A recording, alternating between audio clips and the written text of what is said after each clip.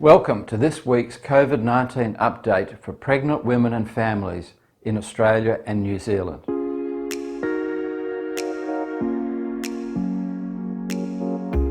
In this session, I will briefly update you on issues for pregnant women at this stage of the COVID-19 pandemic and provide a brief description of the similarities and differences between coronaviruses and influenza. The COVID-19 data from Australia and New Zealand continue to be highly reassuring. It is to the very great credit of our leadership, our healthcare systems, and most importantly our people, that the global pandemic has had a limited impact in our two countries when compared with many other nations.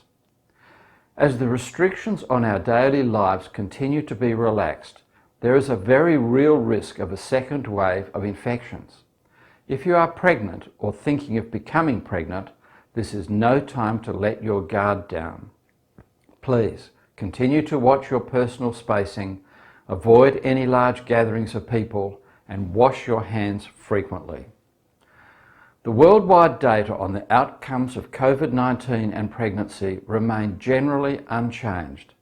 Pregnancy does not impose any particular increased risk for COVID-19 infection, and COVID-19 does not seem to affect women differently if pregnant. We are now all learning about this new coronavirus. Before this, we had all become accustomed to the ever-present risk of influenza, particularly in winter and the colder months. So what are the similarities and differences between the coronaviruses, of which COVID-19 is one, and influenza? COVID-19 and the influenza viruses are both respiratory infections and have similar disease presentations, ranging from no symptoms through to life-threatening illness. They both are transmitted by droplets and physical contact. As a result, they are both prevented by physical distancing and washing your hands frequently. A big point of difference is the spread of transmission. Influenza has a shorter incubation period and hence shorter time to pass from one new infected person to the next, known as the serial interval time. For influenza, the serial interval time is about 3 days. For COVID-19, it is about 5 to 6 days. So influenza can spread faster than COVID-19. Both influenza and COVID-19 can be transmitted to another person before symptoms appear, such as coughing or sneezing, but it is a much greater risk with the influenzas. Another important difference is the role of children. Children are very likely to get influenza and much less likely to get COVID-19. In fact, the data from China suggests that adults rarely get COVID-19 from children.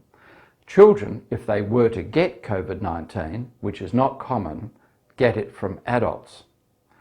The symptoms of the two types of infections are similar, but the proportion of symptoms with COVID-19 is different from the flu. With COVID-19, 80% of infections have no symptoms or only mild symptoms. 15% have severe symptoms that may require oxygen treatment, and 5% might need ventilation support. A much smaller proportion of people with influenza need such serious treatment. And the risk of death is very different. Overall, the mortality rate with COVID-19 is 1 to 2%, depending on the level of healthcare available. Influenza has a mortality rate of less than 0.1%.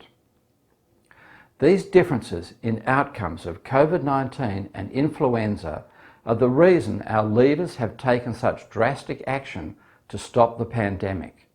COVID-19 is far more of a threat than the flu.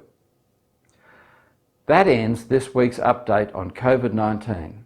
Next Friday, I'll be back with any new health advice for pregnant women that may have appeared, and will outline changes in the recommendations for the very important tests we use to screen for pregnancy diabetes.